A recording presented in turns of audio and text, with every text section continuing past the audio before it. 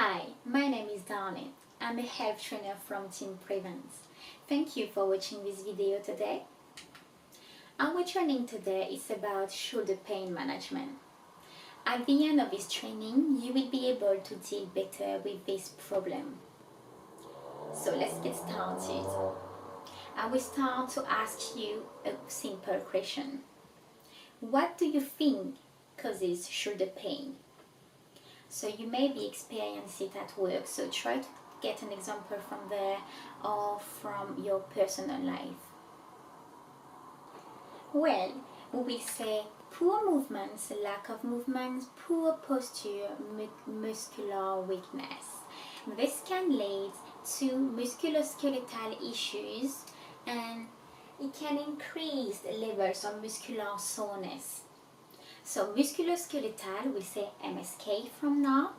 Anyone can experience it. Everyone can experience this pain.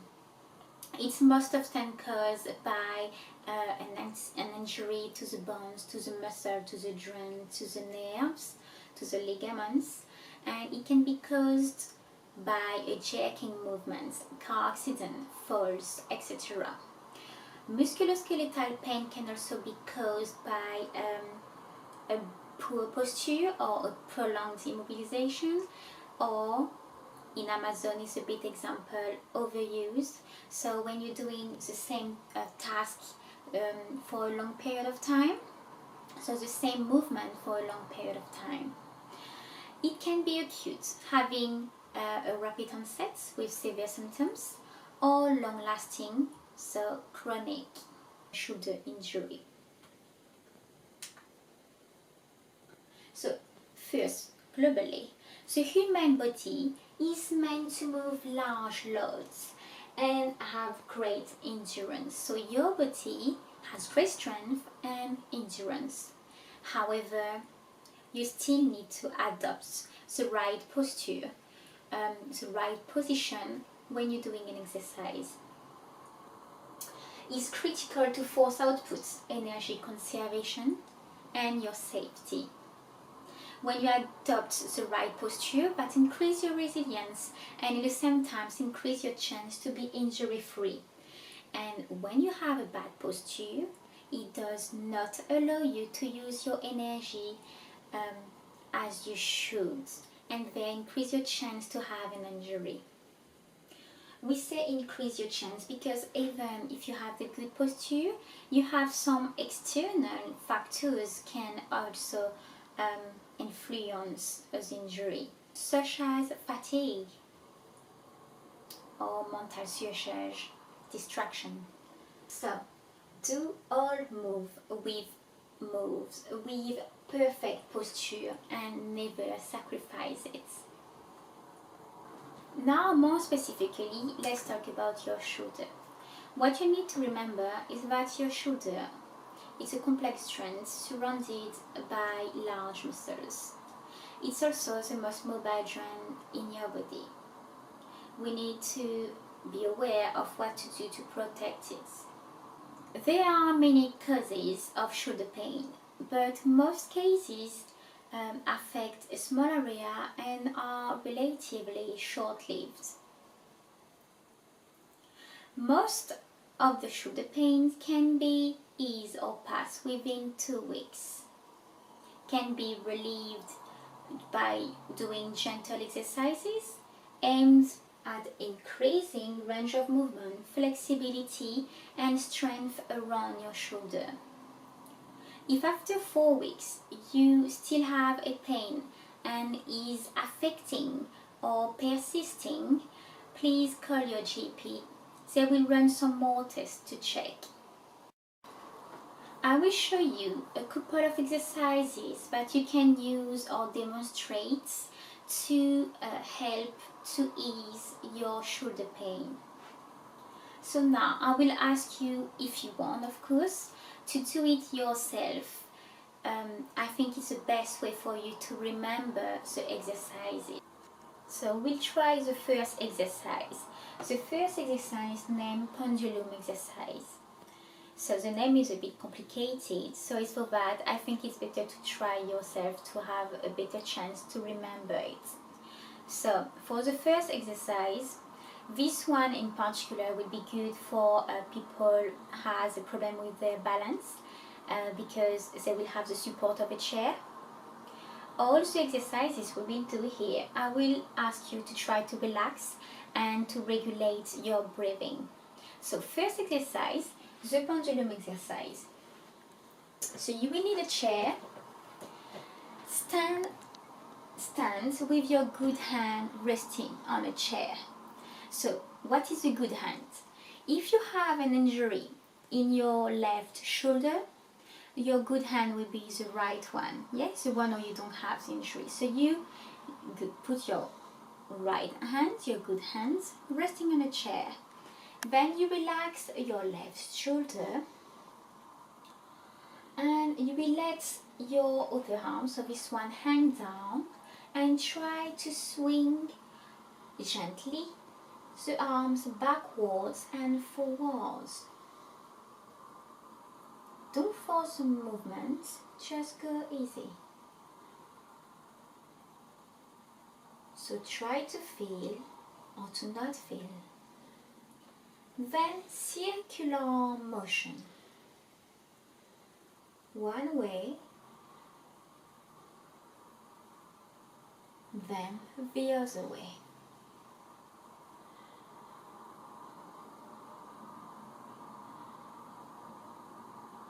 Alright, so that you try to do 2 or 3 times a day. So you don't need your chair anymore for the next exercise. So the next exercise now named shoulder stretch. So you will have to just relax and try to regulate your breathing in the same times.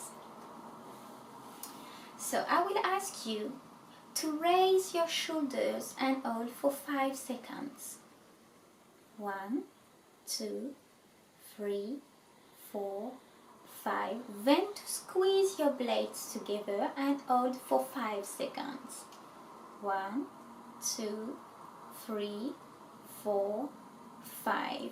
And finally to go downward and hold for 5 seconds. 1, 2, 3, 4, 5. I will show you in the other angle. So I will ask you to raise your shoulders, hold for 5 seconds.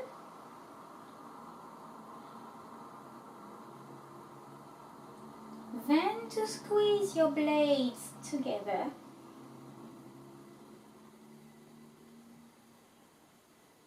And finally, go downwards and hold 5 seconds. Alright, you relax and you can do this exercise 10 times. Okay. Now we will see for the last exercise. Now we will see for the last exercise. The last one is the door press. Alright, I know you don't have many doors on the FC floor in Amazon. So I will just ask you to try to find a surface, or you can push gently against. So I don't have any door around here too, so I will take my chair again. So first one, you need first to make sure that your elbow has a good hanger. Then I will just ask you to push against the surface, so my chair for me, and hold for 5 seconds. Then to release. So I don't want you to lay on your arms or be too far. You need to be in the right distance and with the right hanger. Just try to relax in the same time. We're doing a second time. Push against the surface.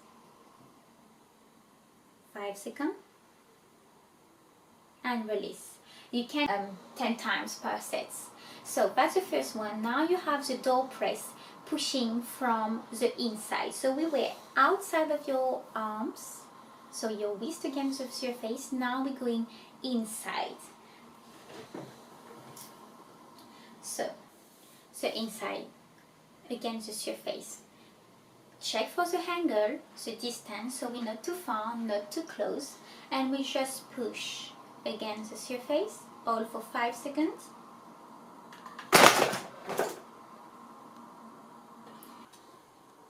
So next we have other exercises. I will just let you take knowledge of them, and you can start the next video to finish your training after that. So here's the next exercises. You have the wall external rotation, lying W lifts, and the lying swimmer.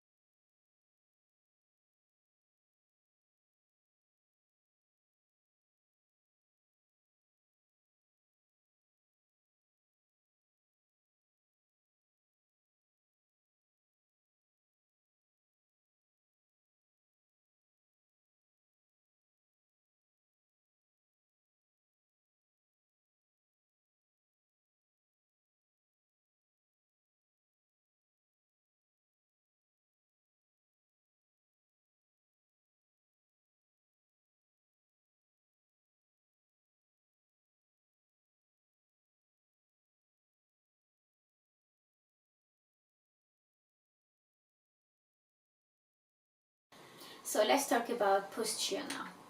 Our posture during the day can have a huge impact on how your shoulders feel.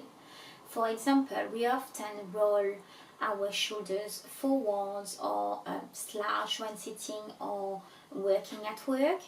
and that is not helping, because this can cause the muscle around the shoulder to become less flexible, and that can cause the pain or increase the pain. You have to know that shoulder pain isn't always caused by a pain in the shoulder. So you can have a problem in the neck, and that can cause pain that's felt over the blades or your arms. If you correct your posture during the day, that can help you to eradicate the shoulder pain.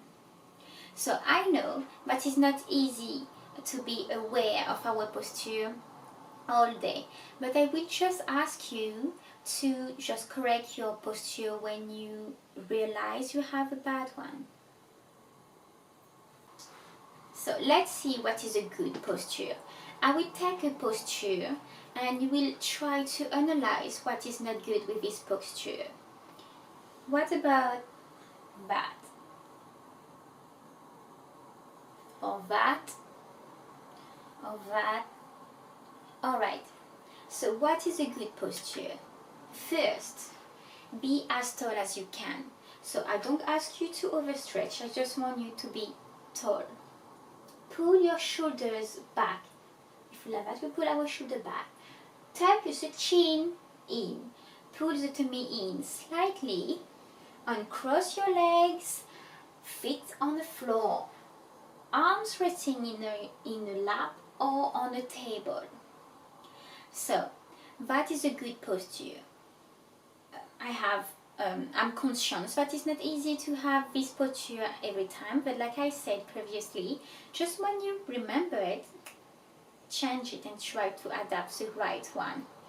So what you have to know about our body is we have some natural curves in our spine, and that helps us to have some supports and to protect ourselves. So have a good posture will help us to keep the line head is that our body is connected. So you can see on this picture, when you don't have the right posture, you don't have the support you need from your body. So you carry more weight here. Then if you correct slightly, you have less. And if you have the right posture, the one we saw previously, you have more support. So you have to remember, you have to carry your head, and that is an average human head weighs 5 kilo. So 5 kilo is really heavy. So 8% of total of the body weight. So when you don't have the right posture, that can just lead to unwanted stress and your muscles working inefficiently. So I would just want you to remember when you're going for a food shopping or for just shopping and you carry your bag or like that. So that is not the right posture. At the beginning, to have a bag here, maybe you ladies, you feel it's fine for the couple of minutes. Then after 1 hour, you start to feel that a bit heavy.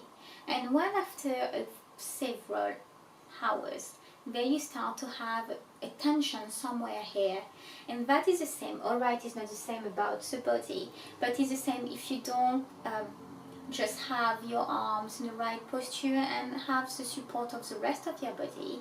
You can feel even the smallest weight. So let's see a bit more about your posture and the influence on your breathing. So what you have to remember is to try to respect this imaginary line, head, shoulder, ankles. We say normally you have also this area, so try to that. If you have you roll your shoulder forward, you're losing this line. We try to get that back. Alright, so have a good posture will help you with a better support, will help you to be safe, and can help you with your breathing. When you have the good posture, it will increase your oxygen intake. So when you don't have one, example of this picture, you're closing this area, so your thorax, and that just don't allow you to breathe properly. If you have the good posture when sitting or standing, so that will help you to improve that as much as 30% of oxygen. Alright, so increase the airflow. You can compare it to oxygen as food. So oxygen is food for your brain and your muscle. With more oxygen, your muscle will work better and your brain as well. Let's see what not to do. 3 things. First, do not completely stop using your shoulder. So why do you think we're not doing that? I know you can't answer, so I will answer it directly. So we're not stopping because we don't want our shoulder to be stiff. We don't want to increase the stiffness. We try to, like I said previously, to try to bring some gentle exercises to just work on a range of movement, flexibility and strength. If we're not using it, overprotected it, we finish by a couple months after to not be able to really move your shoulder, and to go from there is a bit harder. Second one, do not make up your own strenuous exercises or use heavy gym equipment. So that is mainly for safety. So first, maybe if you do it, you will maybe increase your injury, or if you can't do the exercise, that's great, but maybe to do it you will compensate with another part of your body and maybe create another injury. So just what you have to do is to try to aim between resting and activity. So we start with gentle exercises to wait until the pain eases, and we'll see after that. Third one, do not slouch when sitting, so that we saw already. Do not roll your shoulders or bring your neck forward. So now let's speak a bit about chronic pain. First, I would like you to ask yourself a question. What tells you you have a pain? What produces the pain? I will help you with that. So everything starts here in your brain. The nervous system is that will tell you you have a pain. So a chronic pain or persistent pain is defined as continuous or intermittent pain that carries on for longer than 12 weeks, despite medication or treatment. So most people go back to normal after an accident and surgery pain, but sometimes it carries on for longer, and that is a chronic pain. Or sometimes is without any history of an injury or operation surgery. It can affect all ages and all parts of the body, and it affects 1 of 5 people. It isn't possible to say whose pain will become chronic. So next, I have this video that you can use to try to explain what is a chronic pain. So you can find the link of this video on this presentation, on the PowerPoint that will be given to you. And basically this video will explain you what is a chronic pain and how to deal with it, what to do to try to deal with this chronic pain. So go to see a GP, maybe medication, then you have to make a history, you have to change your lifestyle, how you eat, you need to be more active in a day. So now chronic pain or persistent pain, all these factors around it can affect that. So for example, physical, so that's the injury, himself injury, trauma, infection. What about other factors? I will take an example. Financial difficulties. Why financial difficulty will affect the persistent, the chronic pain? I will give you an example. You have a chronic pain and your doctor will tell you, oh, you can't go to work, so stay at home, alright? And if you're not working, how will you pay your rent or your bills? Yes, so more stress will affect and increase the pain. What about this one in psychosocial isolation? I will give you an example. You have a chronic pain to your knee. You used to play football with your friends every weekend, so you can't go. And your friends call you and say, hey, come to play with us this weekend. I can't, I have a pain, I can't even run or walk. Alright, would you like to come to see us? No, thank you, I stay home. Alright, so that's an example, but it can be something else, alright? So this one, for example, psychological. So that is the impact on your mood, concentration, sleep, irritability, negative thought, focus, anxiety and depression, and etc. So all of that will affect directly to the pain. So you have two different ways of looking at the pain.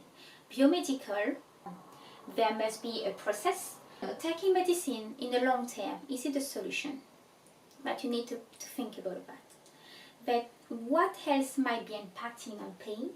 So we just saw that right now. And the limbic system in the brain is affected by stress. Is that all of these factors will impact and to increase the pain.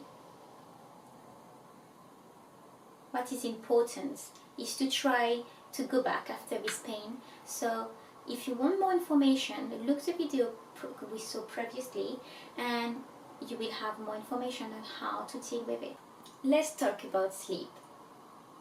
So sleep has a significant impact for recovering. So when you sleep, at one point your body enters into the non-REM deep sleep stage. Do you know what is REM?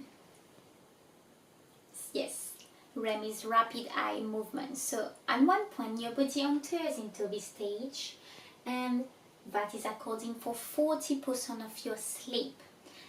In this stage, you have a gland named pituitary which releases a shot of growth hormone, and this growth hormone will help you to repair your body. So when you're not sleeping enough, you're not bringing enough of this hormone to your body to restore it.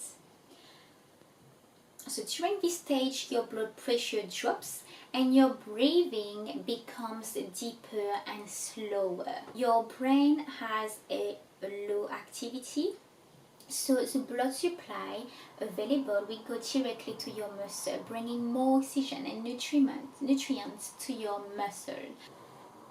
Not enough sleep causes a sharp decline in growth hormone secretion. Growth hormone deficiency is associated with loss of muscle mass and reduced exercise capacity. And other things, when you're tired, you don't want to go to work, you can be less capable and less productive.